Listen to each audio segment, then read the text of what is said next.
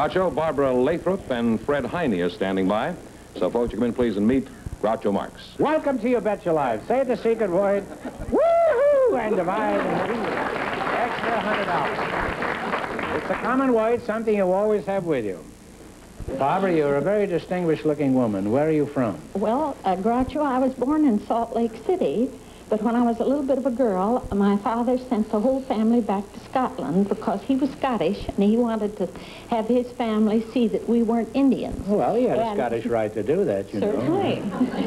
So after we came back, we moved to Glendale in 1901. You went from Edinburgh to Glendale? No, from Aberdeen. Aberdeen, yeah. And then to Glendale. I didn't think there was a Glendale 51 years ago. What was it like in those halcyon days, there were about, as Jessel would put it?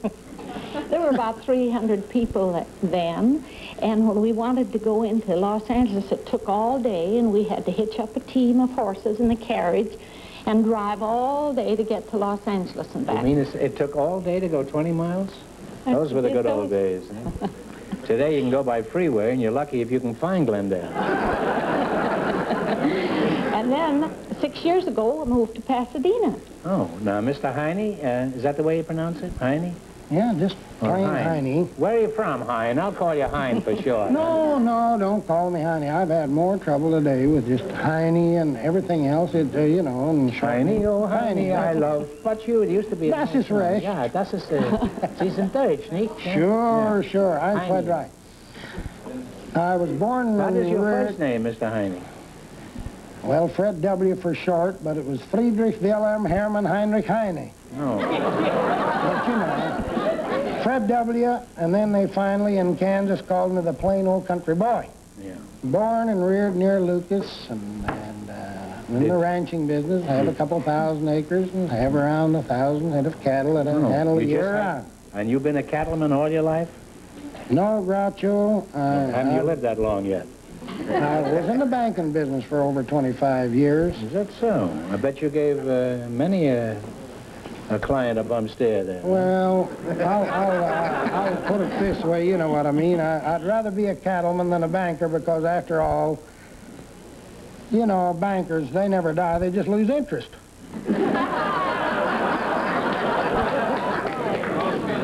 Not the bankers I know. They'd rather die than lose any interest. Fred, with your banking and your ranching, do you have time for hobbies? Well, I'm interested with various organizations. I wouldn't call them hobbies, Groucho, but I'm on the Board of Trustees and on the Council of Kansas State College in Kansas, of which I'm very proud. And I'm past president of Kansas Livestock Association.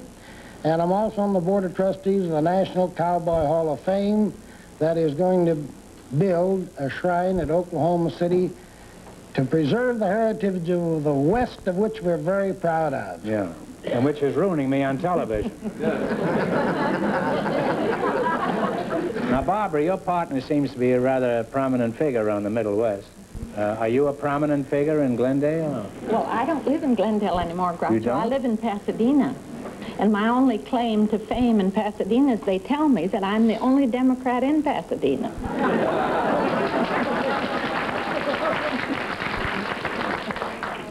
You must be very popular out there, about on a par with the Asiatic flu. Fred, as long as we have a Democrat, in all fairness, I have to give you equal time. What is your political affiliation? Well, Groucho, I'm definitely a Republican. I'd say we have a deadlock here. And there's only one way to break it, and that's for me to announce which way I would vote. And that, my friends, will be determined by the highest bid.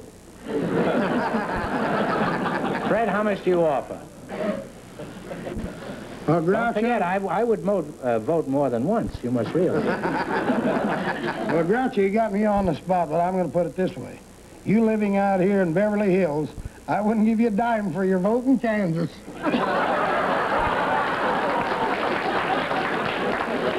I can't even get a dime for my vote in Beverly Hills. Fred, how do you like the big city compared to Lucas, Kansas?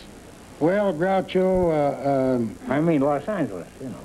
Well, after all, you know, if they give me a deed to Los Angeles, the mayor and all of you nice people, I love you all, I'd give the deed right back to you so you could keep it. compared to our little country town.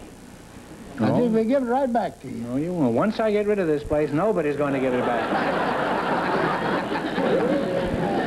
What's your objection to the urban life, the city life? Oh, my goodness, when you come up, you know, they run over you, they run on you, they run on top of you, they run around you, you know. Well, didn't you ever have a stampede on the ranch? They run all over you, too, don't they? Sure, but finally you can drive cattle, but you sure can't do nothing with people. When they're gone, they're all gone. Well, is that the only objection you have to our fair city? No, Groucho. After all, I think that in a smaller rural area, we don't have the delinquency that you possibly have in the large cities. In other words, I think that in the big cities and in our rural areas, we should have parent-teacher clubs. Well, they do have those, don't they? They have PTA clubs. We have a lot of them in this city, all cities. Well, I know you PTA? said PTA, that Parent-Teacher Association, but I'm talking about parent-teacher clubs. You know, 2 feet long and a couple inches thick. One for the parents and one for the teachers. That's a very good joke for a cattleman, I must say. Well, it's refreshing to talk to people who still have opinions and ideas of their own. You're the kind of people I admire, and if I weren't so cowardly, I'd take sides with at least one of you. Now, all right, now let's see how smart you are in that quiz. You selected United States geography. I'm going to ask you some questions. If you miss 2 in a row, you're out. If you get 4 in a row right, you win $1,000. Hi. Have you met Mr. Fenneman? Oh, no. Just a cursory hello in the hall. What is your political affiliation, George? None of your business.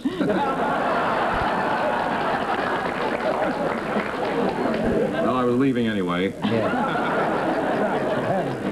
Yeah. Oh, he's buying your vote. Hey, Watch out. right. I'll smoke this a little later. You won't tell me who you voted for, huh? When, I mean, when McKinley ran against Bryan. What do you call the mountain chain that extends the length of the eastern United States? That's yours. I'm from the Midwest. Oh, you're from the Midwest, and I'm from the West. The mountain chain that runs the... That extends the length of the eastern Appalachians? Appalachian Mountains is right. you have one right now. The first man-made atomic explosion occurred in Alamogordo. What state is it in? Mexico. New Mexico. That's 2 right. What state forms the northern boundary of Alabama? The northern state of Alabama. The northern boundary of Alabama is bounded by what state? Tennessee, isn't it? Tennessee. Tennessee. Is that right? Tennessee. Tennessee. You now have 3 right. Get the next one right, and you'll have your $1,000. In what state do you find the important All-American Canal? The All-American Canal. Yes. It's in New York, isn't it? New York. No, it's in California. All-American Canal. Yeah, did you You, know that was? you now Well, you're have one partners, wrong. you know. You can discuss it. Okay. On what river is the city of Louisville, Kentucky? Well, what river is Louisville, Kentucky? I'd say the Missouri River. No, it's the Ohio. Oh, we're not so bright. Have we missed Yeah, you've got 2 in a row we've done it. wrong. Oh, that's a shame. I'm sorry, Miss Toon, you're all through. Well, we don't want you to go away empty-handed, so I'm going to ask you one more question for $100. You ready? Oh, we're ready. How long is a 10-foot pole? You tell me. You know that.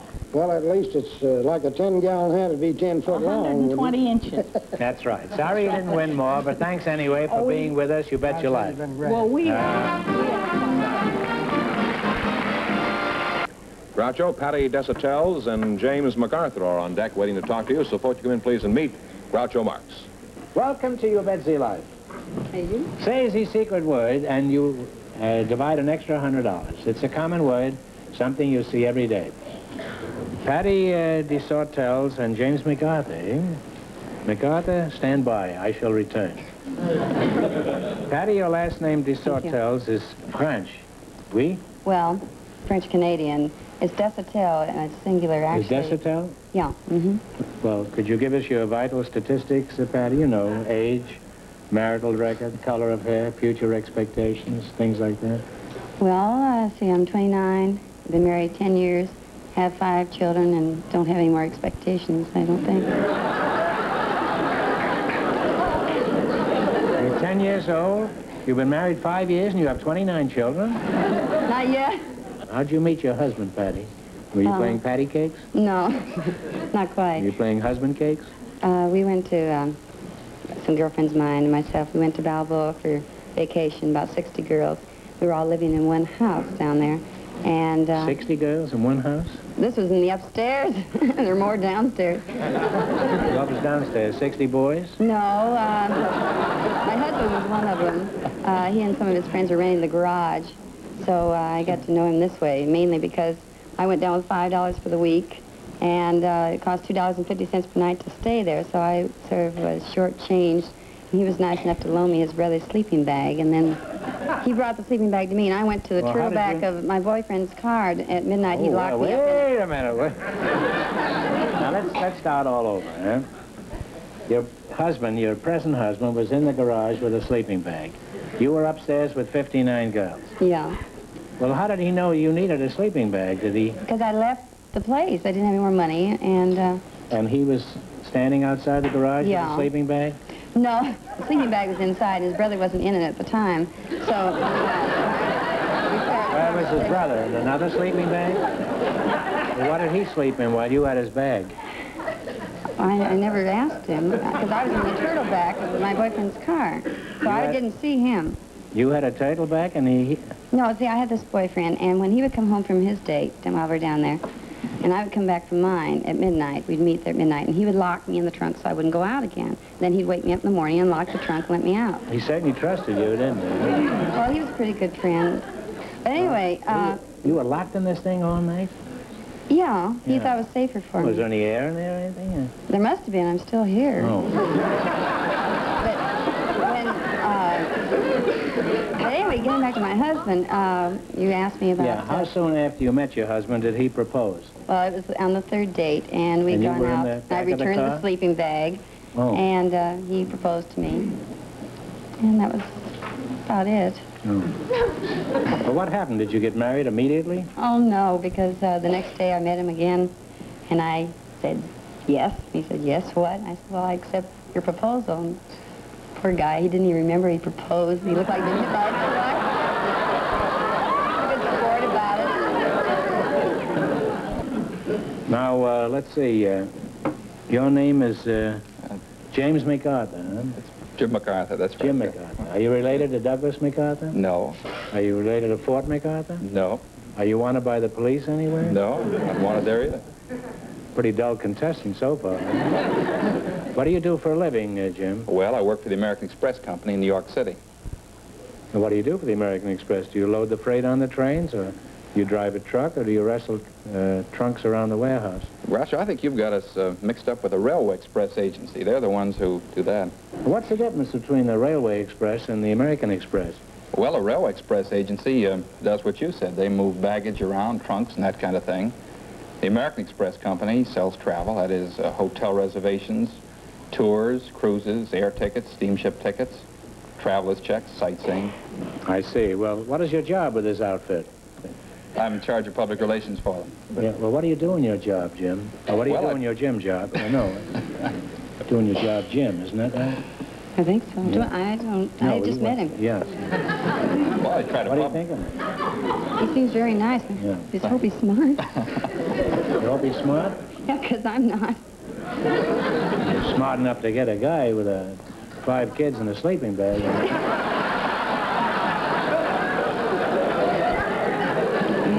So what do you do in your Jim job? Well, I try to publicize the company on television, radio, newspapers, magazines. Well, you said the secret.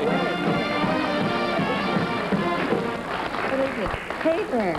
Paper. The secret word tonight is paper. That's French.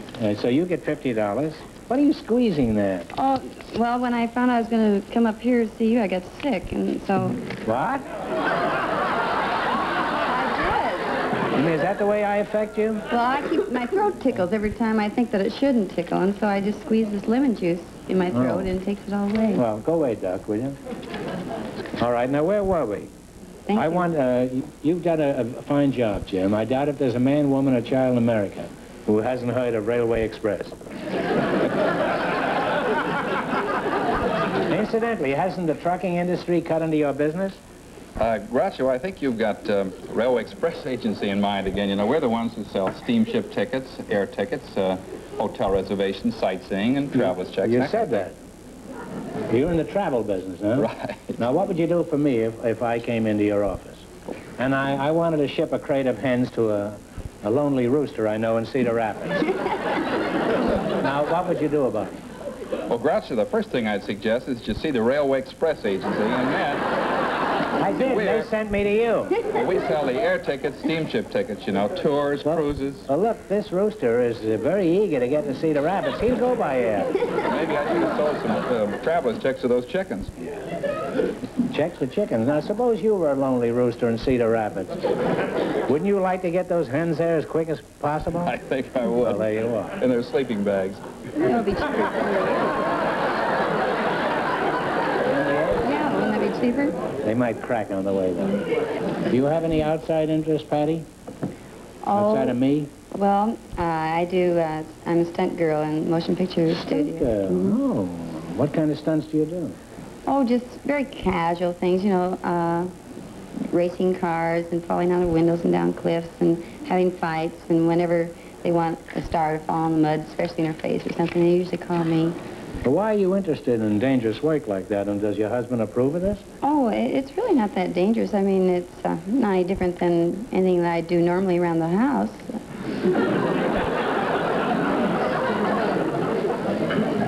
Well, you must lead a pretty exciting life at home. No, it's just... You slide down cliffs in the living room? No, but we live with quite a few cliffs. No, when you have 5 children, a lot of mothers find this, I imagine, things are just as hazardous there as doing stunts. But why is it so dangerous around your house? Oh, I guess it's the number. They're sort of... What are their ages too many of these against me. moppets? 9, 8, 5, 3, and 2. It's the smaller ones that seem to cause the problem. Yeah. Like, Well, give us an example well, of I was going to say how they ruin your day. like, And a good deal of the night. no, they're really pretty good little kids. Except like the other day, they sort of had a bad day. The baby hit me in the eye with the bottle, but it's plastic, but still hurt. And The baby was plastered at the age of 2? no, the bottle was plastic. Oh. And then he shut my nose in the door a couple hours later, and then so we live where a lot of sirens Is go this by. being done deliberately or inadvertently? No, he just wanted the door closed. My nose was there. Well, it's mighty nice of you to keep your nose there. Very I didn't mean to, believe me. But, and then, You usually spend a good deal of the time with your nose in the door? No, I really don't. But then around the day out, we have these sirens, squad cars that go by, and we know quite a few of the fellows, and it's always sort of a game like with the kids. We run to the windows. We don't have any screens in our windows. They're the kind that just step into. That's in case you want to jump out and amuse the children. Well, that's about what happened. We ran to the window, you know, to see who was going by, and I got there first, unfortunately, and the baby came barreling behind me and landed into me, and I went out the window and landed in the rose bushes, and the baby saw the car go by. I never did see the darn thing. I mean, you know, that's why I say it's easier to go to work once in a while and relax than to stay home. Well, if he gives you a chance to take a trip around the world, I'd grab it if I were you. Even if you do have to check the trunks. How long have you been doing this? Well, after I had the last baby, I just felt as though I wanted to get out of the house a little bit, so I started doing that. That was 2 years ago. Doesn't your husband object to you falling off cliffs? No, he hasn't yet. He probably would, I imagine, if I got killed or something. But, He sounds like a very practical fellow.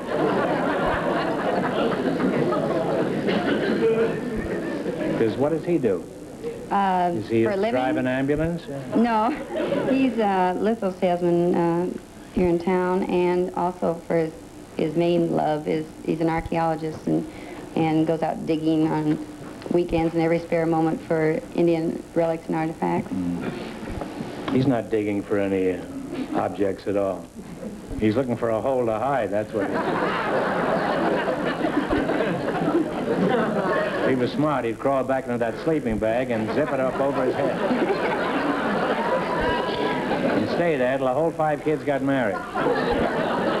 Well, you're a very nice couple, and you're a very attractive girl, Patty, and your husband is very fortunate to have a girl like you. I'm sure you want to win some money. 5 little kiddos at home. You selected location of famous international landmarks. You ought to be pretty good at this, big boy. I'll ask you some questions. If you miss 2 in a row, you're out. If you get 4 in a row right, you win $1,000. The Parthenon is a famous old building in what city? Athens. Athens is right. Okay. You have 1 right now. In what city is the United Nations building? Go ahead. New York. I told you ahead of time. I'm dumb. You have 2 right now. You're not so dumb, old girl. I have a complex. The Rialto is a much photographed bridge in what European city? Venice. It's a tough category for this fellow. You get the next one right, and you'll have your $1,000. In what country would you find the Albert Canal? Belgium. Well, there's no use fooling around with this guy. 4 in a row, you have $1,000.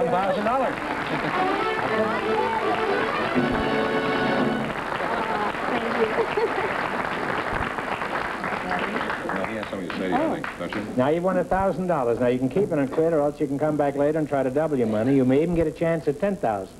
So you go over there and sit down and think about it, and thanks for being on the show. Thank you.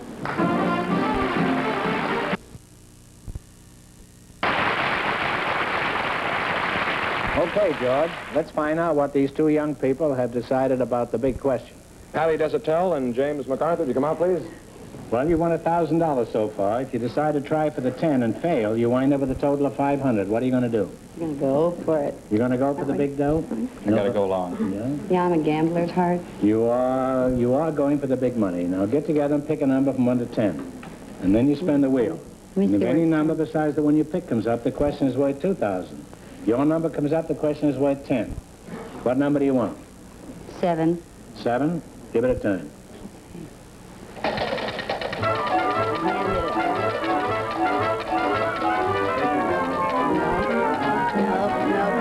2. The number I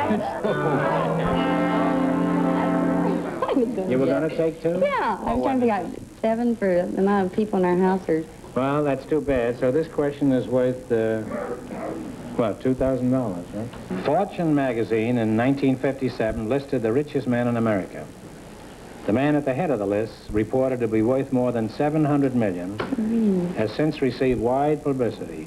For $2,000, who is the richest man in America?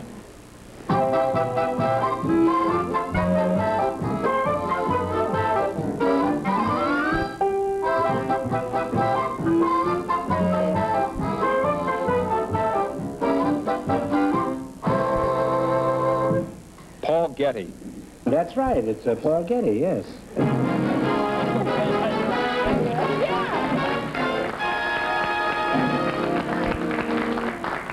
Dino Forgetti, Paul Getty.